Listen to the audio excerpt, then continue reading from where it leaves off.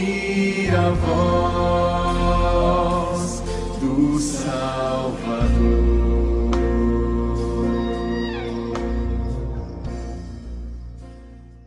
Irmãos, no ano passado eu comecei a pregar em Coríntios, no primeiro livro de Coríntios, escrito por Paulo, e parei no capítulo 6, por conta das pregações ali de final de ano, referência a Natal, início do ano, e agora mais referente ao retiro.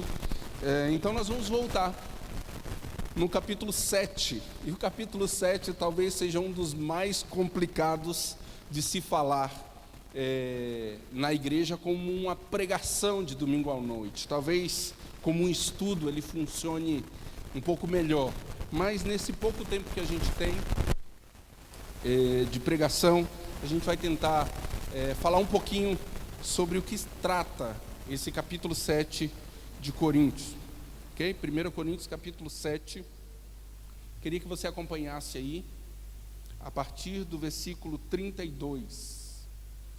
Obrigado. Ele vem tratando sobre celibato e sobre casamento. E no versículo 32 ele faz um resumo da ideia geral que ele está trabalhando aqui. Ele diz assim: o que realmente eu quero é que estejais livres de preocupações. Quem não é casado, cuida das coisas do Senhor, de como agradar ao Senhor. Mas o que se casou, cuida das coisas do mundo, de como agradar a esposa. E assim está dividido. Também a mulher, tanto a viúva como a virgem, cuida das coisas do Senhor, para ser santa, assim no corpo como no espírito.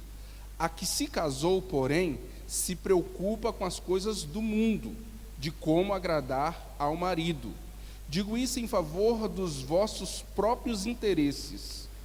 Não que eu pretenda enredar-vos, mas somente para o que é decoroso e vos facilite o consagrar-vos desimpedidamente ao Senhor. Querido, se a gente for resumir toda a ideia do capítulo 7, a ideia é: se você é casado ou se você é solteiro, seja o melhor para a glória do Senhor. Seja solteiro de tal forma que você honre, que você se consagre, que você desimpedidamente possa servir ao Senhor. Se é casado, a mesma coisa. E se é viúvo, ou se, independente da sua condição, que seja para agradar ao Senhor. E nós precisamos entender qual é o pano de fundo que está sendo tratado aqui, porque senão a gente corre o risco de fazer uma interpretação direta para os nossos tempos e não entender o que Paulo está falando. Se nós fizermos uma leitura direta desse texto, nós vamos pensar que Paulo está nos instigando ao celibato, está dizendo que todos nós devemos ser celibatários e que ele é contra o casamento. Mas não é isso. Existe um contexto aqui, é um tetrapé, e a gente precisa entender. Primeiro, a igreja de Corinto era uma igreja localizada numa cidade muito importante em Roma, no governo de Roma. Era uma cidade portuária e riquíssima. Para vocês terem uma ideia, Coríntios era um estreito de terra, tinha uma faixa de terra de cerca de 10 quilômetros, que o mar banhava de um lado e do outro. E eles, por uma motivação de grandeza, fizeram uma estrada em linha reta, ligando os dois portos, numa distância de 10 quilômetros, e eles passavam navios em terra por uma distância de 10 quilômetros, rolando em troncos para chegar do outro lado, no outro mar. Apenas ostentação, apenas poder. É lógico que eles se desviavam de algumas tempestades quando faziam isso, era uma logística muito avançada, mas era muita ostentação. E a igreja de Corinto estava nesse meio de um povo ostensivo. Eu já disse aqui que uma igreja numa cidade portuária, que tinha gente de todos os tipos, de todas as religiões, de todos os lugares e línguas do mundo, sofria influência desses povos, dessas línguas, dessas religiões. Agora, eles fazem uma pergunta para Paulo. Paulo, aqui no capítulo 7, ele está respondendo uma pergunta. E Paulo vai responder a pergunta de acordo com os critérios do Senhor, de acordo com os critérios da palavra de Deus, ou aquilo que ele já recebeu do Senhor. Então, o primeiro item de pano de fundo é esse: a cidade de Corinto e as complicações que existiam nela. O segundo é que, quando a igreja faz essa pergunta para Paulo, ela faz essa pergunta porque havia muitas divisões. No capítulo 3 e no capítulo 4 nós já conversamos sobre esse partidarismo que existia na igreja de Corinto. Era uma igreja dividida dentro de si, onde alguns falavam: eu reconheço a autoridade de Paulo. Outros falavam: não, eu só reconheço a autoridade de Cristo. Outros falavam: não, eu prefiro Cefas. E ficava nessas divisões. E alguns irmãos então escreveram e fizeram a pergunta para Paulo sobre casar novamente. Por que isso? Porque alguns entendiam que o ato sexual impedia qualquer possibilidade de uma pessoa viver de maneira santa, mesmo que esse ato fosse executado dentro do casamento. E aí o apóstolo Paulo vai responder isso aqui no capítulo 7. É mais uma resposta a esse tipo de pergunta que a igreja estava fazendo. Quando eles recebem essa carta, a igreja cristã estava sofrendo uma grande perseguição de Roma. Os romanos estavam perseguindo os cristãos. O próprio Cristo foi julgado por um governo romano, e vários outros cristãos também passaram por isso. Nessa época existia um negócio chamado circo. Eles iam para uma arena e colocavam um monte de gente na arquibancada, jogava pão para o povo, e cristãos dentro da arena com leões, urso, gladiadores, para ver o que aconteceria. E óbvio que os cristãos eram massacrados. Fora isso, ainda tinha um espetáculo. O espetáculo era queimar cristãos em praça pública. Então os cristãos eram severamente perseguidos por Roma. E para completar esse tetrapé aqui, os cristãos também eram perseguidos pelos judeus, porque muitos judeus não conseguiam reconhecer que Cristo era o Messias, que Cristo era o enviado de Deus. Então, nessa estrutura de pano de fundo, a igreja está nessa confusão: casa, não casa, se dá em casamento ou não se dá em casamento. E eles fazem a pergunta para Paulo, e o que o Paulo está respondendo, resumido nesses versículos que nós lemos, é: se está casado, continue casado. Se está solteiro, continue solteiro. Mas o que você for fazer, faça para agradar ao Senhor. O que você for realizar da sua vida, pense em fazê-lo para que Deus se agrade dela. É isso que o apóstolo Paulo está fazendo, e eu queria te convidar então a ler dos primeiros versículos, ali do capítulo 7. Capítulo 7, a partir do versículo 1.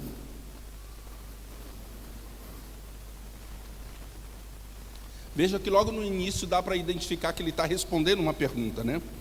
Quanto ao que me escrevestes, é bom que o homem não toque em mulher, mas por causa da impureza, cada um tem a sua própria esposa, e cada uma o seu próprio marido. O marido conceda à esposa o que lhe é devido, e também, semelhantemente, a esposa ao seu marido. A mulher não tem poder sobre o seu próprio corpo, e sim o marido. E também, semelhantemente, o marido não tem poder sobre o seu próprio corpo, e sim a mulher. Não vos priveis uns aos outros, salvo por mútuo consentimento, por algum tempo, para vos dedicardes à oração, e novamente vos ajuntardes, para que Satanás não vos tente por causa da incontinência.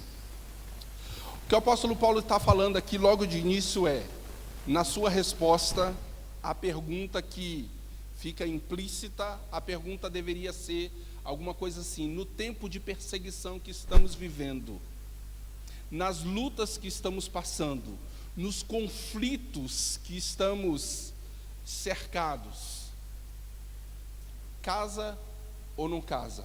Separa ou não separa? Quem tem direito à separação, quem não tem direito à separação? E o apóstolo Paulo vai dizer para eles, num contexto que brevemente seria agravado por um incêndio que Nero provocaria em Roma, e através desse incêndio a culpa foi jogada em cima dos judeus e dos cristãos, e a perseguição em cima dos cristãos aumentou severamente. O que o Paulo está dizendo é quase que uma profecia. Um pouco mais à frente a gente vai ver que ele diz assim: olha, permaneça como você está, porque ai das grávidas. Fazendo uma menção a uma outra profecia, ele dá essa ideia de que quem casa vai se preocupar com o casamento. Quem tiver que fugir por causa de uma perseguição cristã, e tiver família, tiver filhos, vai ser muito mais difícil do que se tiver solteiro. Agora, se tiver casado, precisa pensar na família. Se tiver filhos, precisa pensar nos filhos. Então o apóstolo Paulo está dizendo assim: olha, o nosso contexto é complicadíssimo. Agora eu vou começar falando sobre os casados. Se vocês estão casados, vivam desimpedidamente a vida de casado. Não deem desculpas a respeito da sua responsabilidade com relação ao seu cônjuge. E ele está tratando especificamente da sexualidade desses primeiros versículos. Ele está dizendo assim: olha, não dá para vocês ficarem se omitindo da responsabilidade que vocês têm com o cônjuge, a não ser por mútuo consentimento para uma consagração ao Senhor em oração. Por um determinado tempo, e é muito interessante que essa palavra tempo, que aparece aqui no versículo 5, é kairos, não é um tempo cronológico, não é um tempo de um mês, de uma semana, de alguns dias, é um tempo específico. Não, nós estamos passando por uma determinada dificuldade, quando essa dificuldade terminar, aí a gente volta às nossas atividades de marido e mulher. Nós estamos passando por uma determinada luta ou por uma determinada situação que nos priva disso. Quando esse tempo terminar, nós voltamos às nossas atividades. Para quê? Para que vocês não sejam tentados por Satanás. Ele diz isso aí no versículo 5: para que Satanás não vos tente por causa da incontinência. Veja que é uma orientação seríssima para a igreja que Paulo está dando. E essa orientação lá, naquela época, tinha um contexto de promiscuidade absurda, de religiões que tinham cultos sexuais, de uma cidade que era portuária e que a prostituição corria livre e solta. Então, para aquele povo, para aquela época, o apóstolo Paulo fala assim: não vos coloquem em abstinência por muito tempo. E quando vos colocardes, que seja por um consentimento mútuo, que não seja barganha, que não seja uma maneira de você torturar o seu cônjuge, que seja uma coisa em comum acordo, e que Deus se agrade disso, que vocês não tenham vergonha de chegar diante de Deus em oração na condição que vocês estão, que vocês fiquem leves, que vocês fiquem soltos na presença do Senhor, nesse momento, nesse período de abstinência que vocês forem passar, se precisar passar. Mas o Paulo deixa bem claro: casou, o corpo da mulher pertence ao marido, o corpo do marido pertence à mulher, e é a Bíblia que está falando isso. Você pode até não achar muito bonitinho, não achar muito legal, mas é a Bíblia, e com certeza a Bíblia está certa, e se você pensa diferente, você está errado. Então a gente precisa ir com o que a Bíblia está falando. E aí ele continua e diz assim no versículo 6: e isto vos digo como concessão, e não por mandamento. O apóstolo Paulo utiliza algumas expressões que alguns teólogos acham bem complicadas nesse capítulo de número 7. Mas elas têm um sentido, porque o Senhor Jesus tratou de algumas coisas a respeito de casamento, e outras coisas não foram tratadas, mas o apóstolo Paulo, na autoridade de apóstolo, trata de algumas coisas aqui. Então, quando Jesus falou, ele diz assim, como disse o Senhor. Quando Jesus não tratou, ele diz assim, ele não tratou, mas eu estou tratando agora. Veja aí que no versículo 10, ele diz isso: aos casados ordeno, não eu, mas o Senhor. No versículo 12, ele repete essa expressão: aos mais digo eu, não Senhor. Depois, um pouco mais à frente, acho que eu não anotei aqui onde está, mas ele repete essa expressão, que é o Senhor que falou isso, e ele só está repetindo aquilo que Deus disse.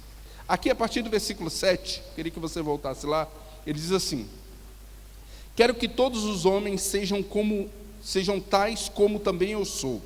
No entanto, cada um tem de Deus o seu próprio dom.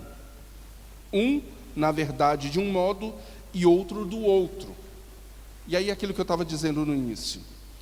E aos solteiros e viúvos, digo que seria bom se permanecesse no estado em que também eu vivo.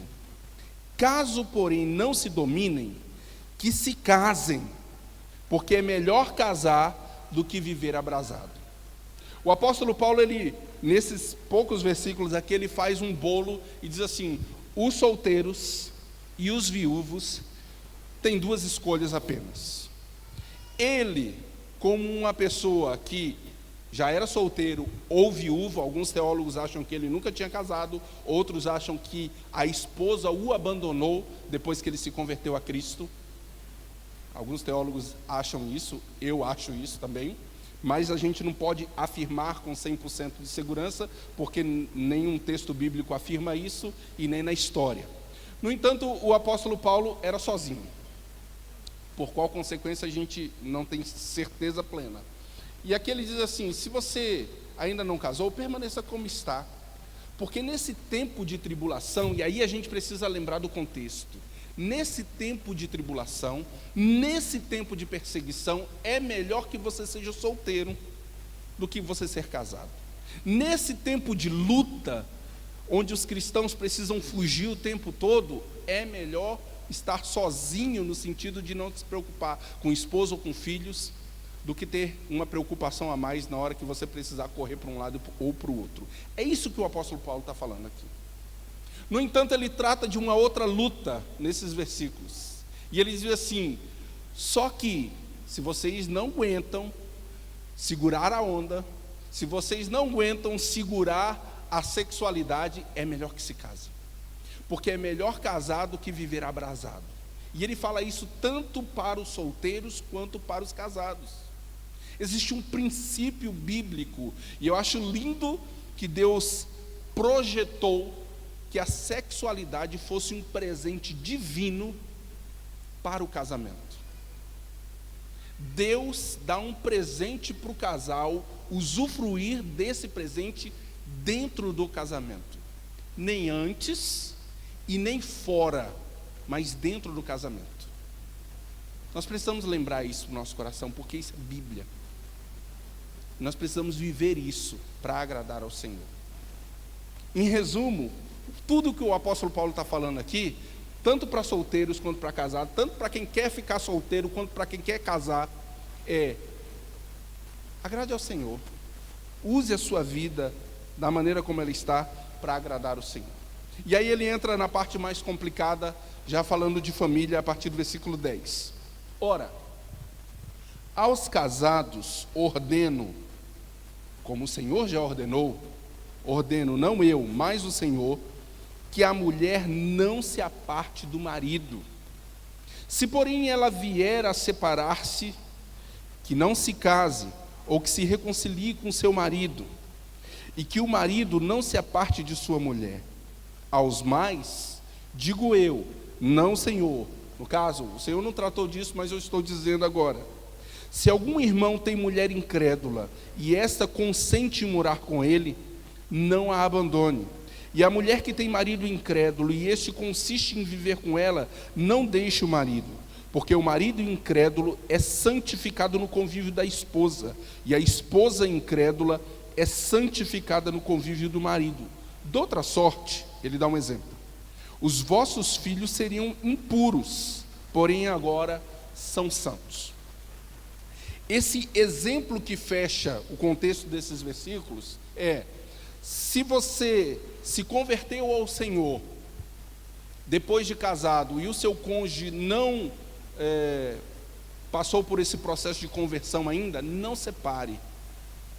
Apresente seu coração a Deus, coloque a sua família diante do Senhor. Você não tem direito de separar. Lembra que ele está respondendo a perguntas que a igreja fez para ele. E ele está dizendo assim: olha, não separe, de jeito nenhum. Você vai apresentar a sua família diante do Senhor. De outra sorte, os seus filhos seriam impuros, mas agora, por causa de um que se converteu ao Senhor, esse um tem a responsabilidade de levar os filhos ao conhecimento de Deus.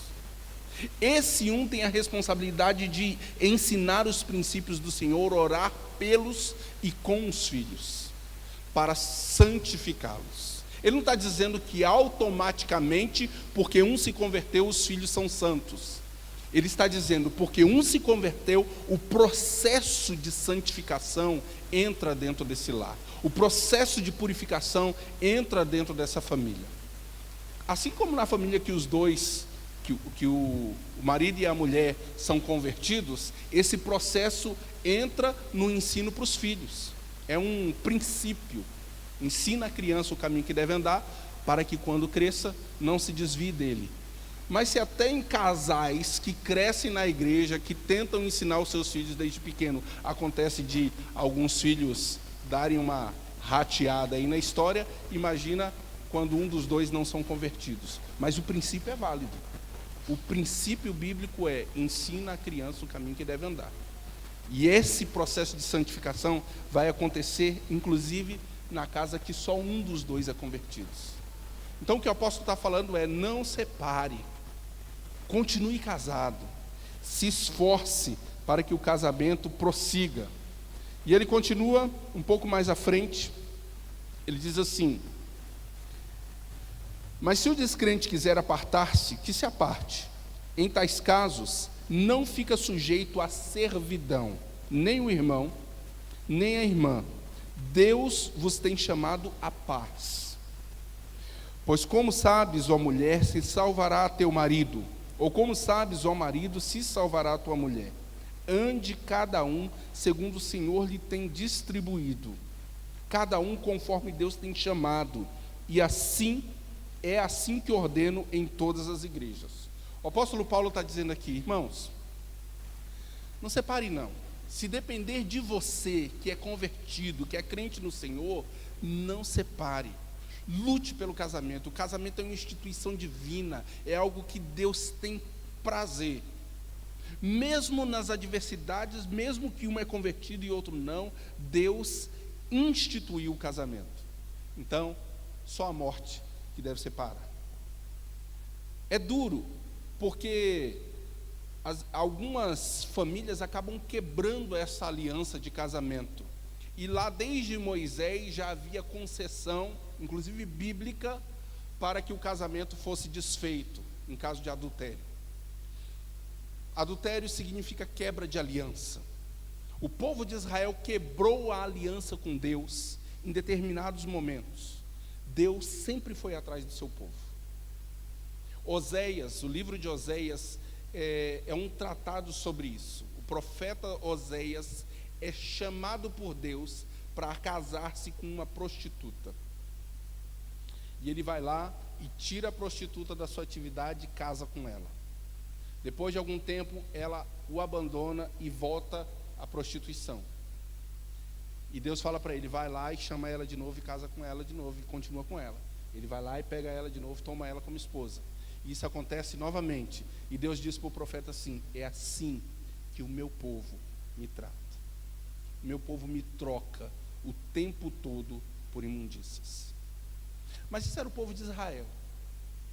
A gente não, a gente é tudo santo, né? Nunca troca o Senhor. A gente nunca troca o Senhor por nada. O que o apóstolo está falando aqui é que o casamento precisa ser visto como uma instituição seríssima. É símbolo da união de Deus conosco, com o seu povo. Então precisamos lutar. Quem é o mais forte, o convertido, dirigido pelo Espírito Santo, precisa lutar para preservar o casamento. E ele fala aí no versículo 19, algo extremamente significativo nesse contexto todo. Ele vai falar sobre a circuncisão. Parece que não tem nada a ver, mas tem tudo a ver. Ele diz assim: a circuncisão em si não é nada, e a incircuncisão também não é nada, mas o que vale é guardar as ordenanças de Deus. Cada um permaneça na vocação que foste chamado. O judeu, ele era circuncidado aos 8 dias de vida. Isso só servia para o homem. A mulher nem era contada nesse tempo. Ela vinha meio que de arrasto. E o homem, então, passava por esse processo de circuncisão. E aí ele era contado como povo de Deus, como hebreu, como israelita, como judeu. Povo de Deus. No cristianismo, ser povo de Deus seria reconhecer o senhorio de Cristo. Seria reconhecer que Cristo é Senhor e que eu vou viver agora a minha vida para Deus.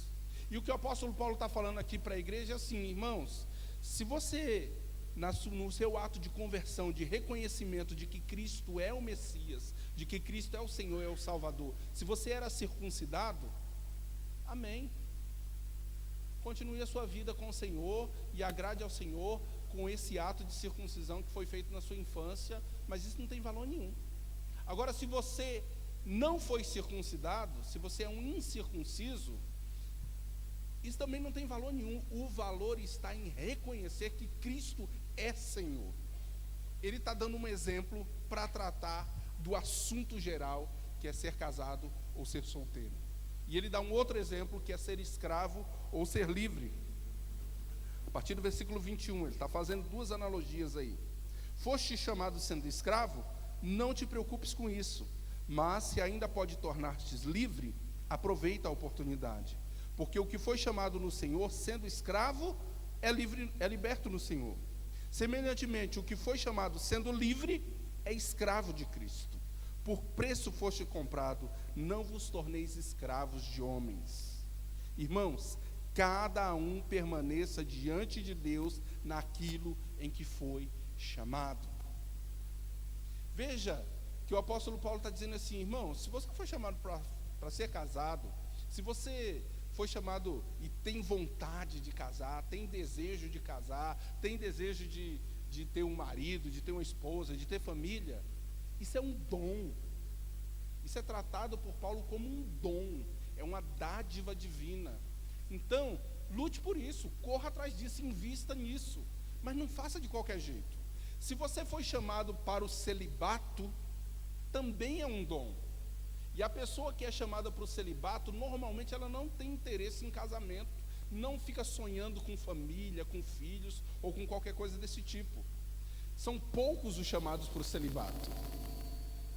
Obviamente que se você pensa em família, se você pensa em filhos, significa que você não tem o dom do celibato. Então, invista, especialmente se é solteiro, invista para construir uma família. Não fique se abrasando, se agarrando, se pegando, porque o princípio de Deus é para a família. É melhor que se case do que viver abrasado.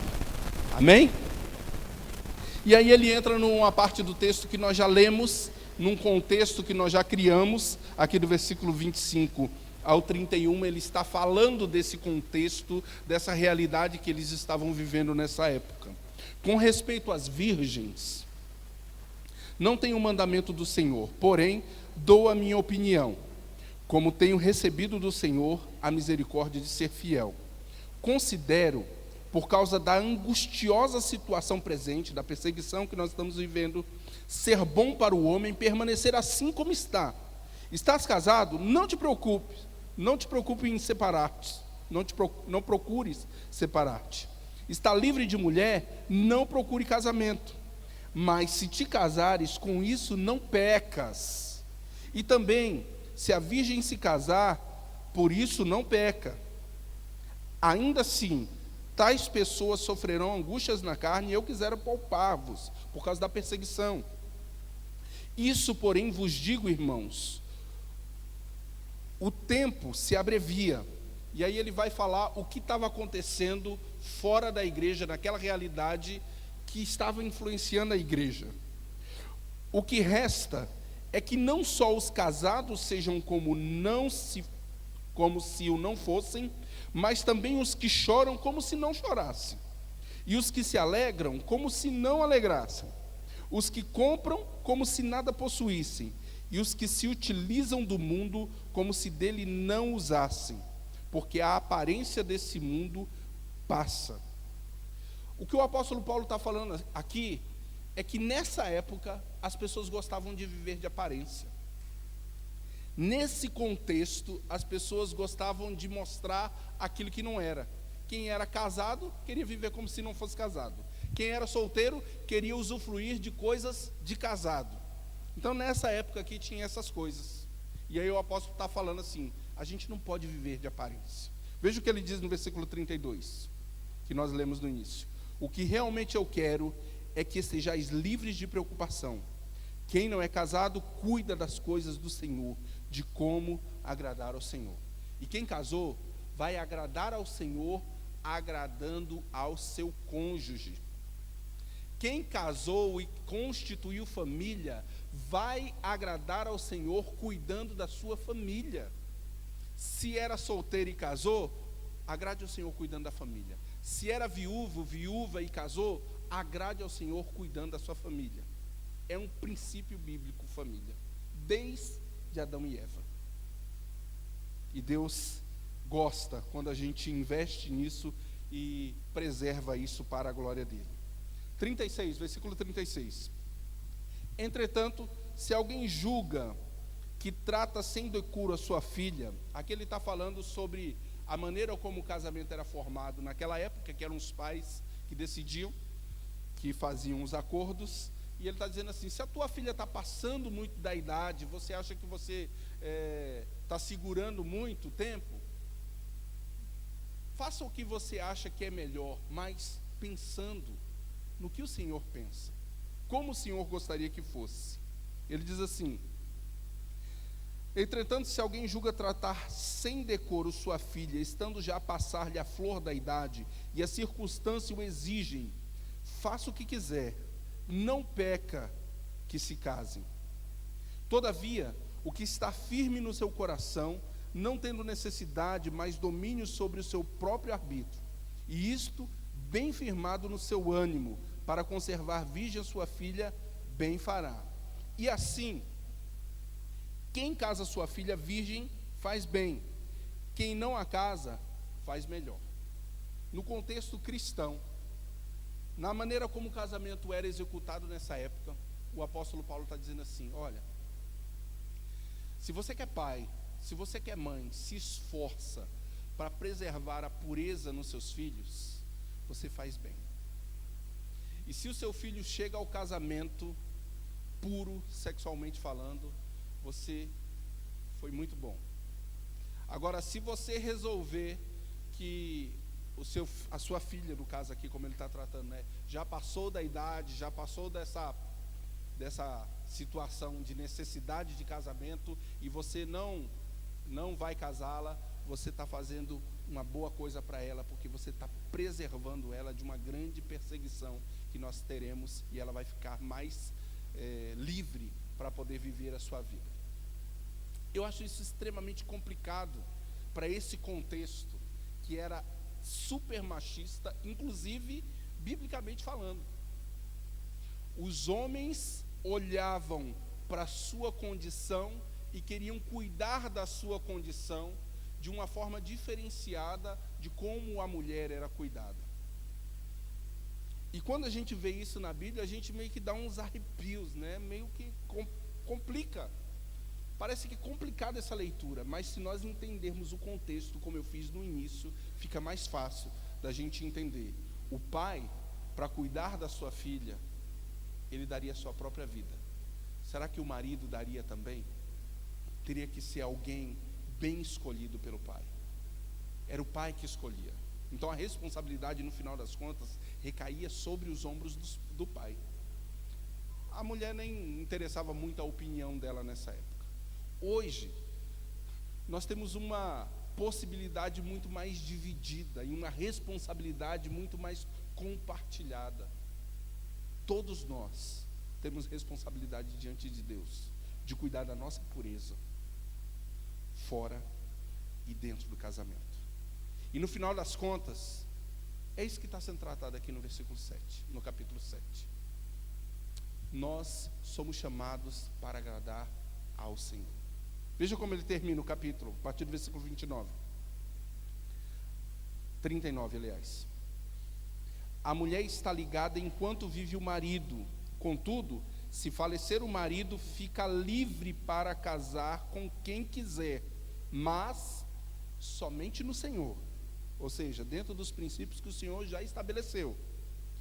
Todavia, será mais feliz se permanecer viúva, segundo a minha opinião, o apóstolo Paulo diz. E penso que também eu tenho o Espírito de Deus. O que o apóstolo Paulo está falando é assim: vai ser mais fácil se você permanecer na condição que você está. Mas, se não aguenta, se é necessário, se é preciso, se achou alguém ideal, se achou uma boa oportunidade, que se case. E que seja para a glória do Senhor.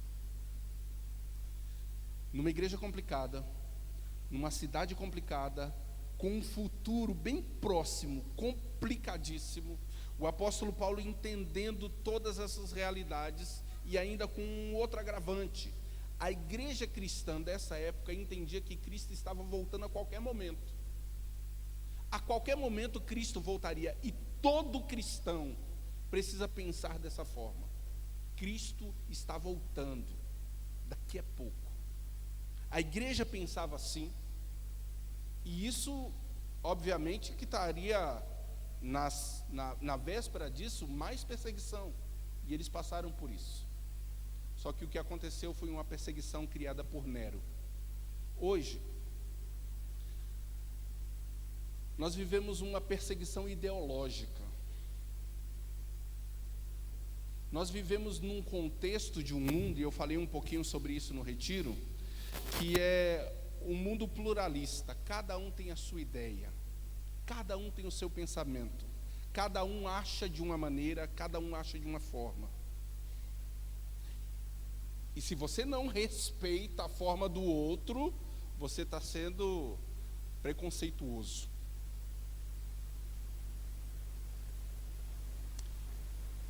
Os nossos preceitos precisam ser bíblicos. As nossas decisões precisam ser bíblicas. A nossa postura dentro ou fora do casamento precisa ser de acordo com a palavra de Deus. Não de acordo com um grupo que diz isso, ou com outro grupo que diz aquilo, com um pastor que pensa dessa forma, ou com outro pastor que pensa de outra forma. A gente precisa entender o que a Bíblia diz. E a Bíblia diz: seja solteiro para o Senhor, seja casado para o Senhor. Se for viúva, que seja para o Senhor. Se for casar de novo, que case para o Senhor. Esse é o desejo de Deus para a nossa vida. Que você preserve seu casamento, que você lute pelo seu casamento, por sua família, que você lute por sua vida santa como solteiro. Que tudo seja para a glória do Senhor. Amém?